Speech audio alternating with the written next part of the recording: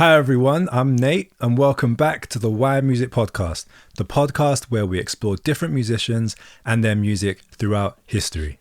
And today we're going to learn about a very famous singer-songwriter called Joni Mitchell.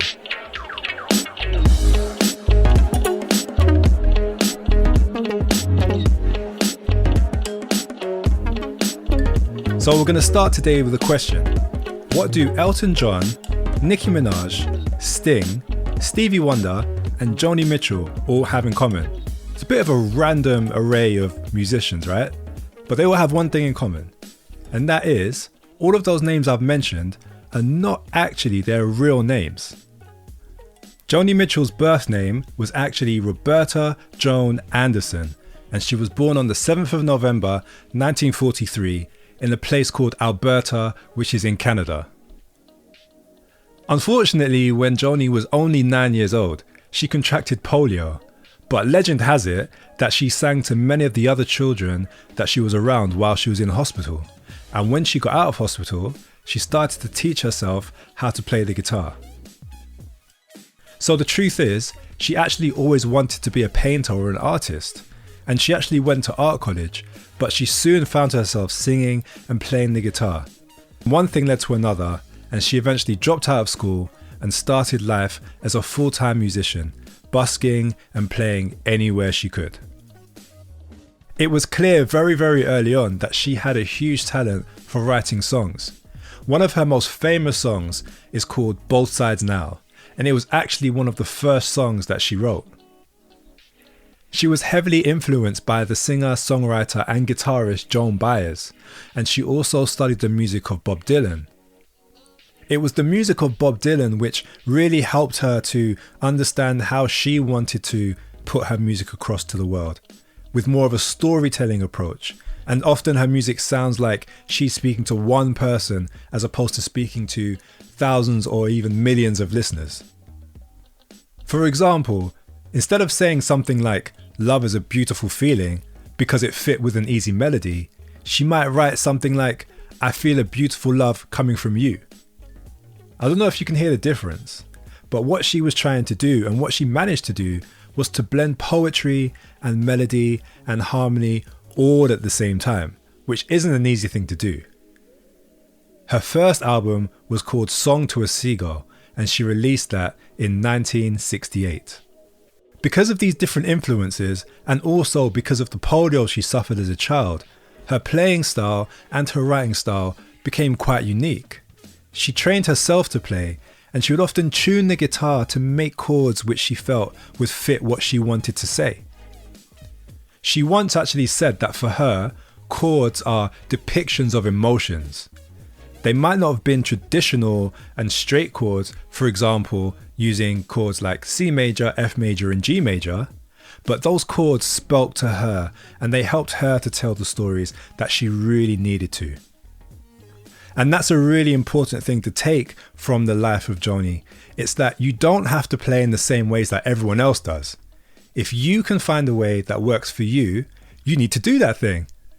We all need people to be themselves and to be able to express themselves how they feel that they want to express themselves. And if you feel like there's something or a particular way or a particular style of music that you want to express yourself with, go and do it because the world really needs to hear it. So things weren't always easy for Joni. She came from a small town, and so when she started to get more fame and recognition, she struggled with that at times. But she kept making music and changing and evolving in her style and the ways that she wanted to approach music. She was constantly trying to find ways to express herself, and because of that, she started to experiment with different styles of music and with different bands as well. In the 1970s, she worked with many musicians who you might have heard of already. She worked with one of her idols, Bob Dylan. She worked with the bass player Jaco Pastorius, the saxophone player Wayne Shorter, and even Chaka Khan, who actually sang background vocals on one of her albums. Can you imagine that? Chaka Khan singing background vocals on one of your albums. Her career has spanned many decades, and because of that, she's accumulated many, many awards and accomplishments as well. She was named the 72nd greatest guitar player of all time in 2003 by the Rolling Stone magazine, which coincidentally meant that she was the highest ranked woman on that list as well. Her album called Blue was ranked as the third best album of all time in the Rolling Stones list, which came out last year in 2020.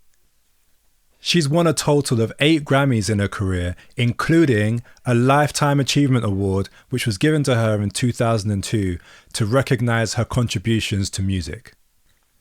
Her personality, her songwriting, and her music have influenced many musicians, including Harry Styles, Taylor Swift, and Madonna. Not only has she been awarded in the music industry, but she was actually awarded Canada's highest award that you can possibly have for a musician, called the Governor-General's Performing Arts Award.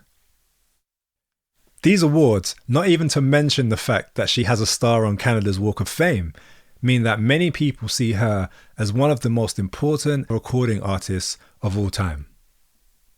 And now, I have some questions for you. Question 1. How do you think it felt for her the first time she ever performed one of her own songs in public? Question 2. Are you inspired by her approach to music or even her story in general? If you are, which parts are you inspired by? Question number 3. I mentioned a few musicians at the start of this podcast: Elton John, Nicki Minaj, Sting, and Stevie Wonder. Can you find out what their actual names are?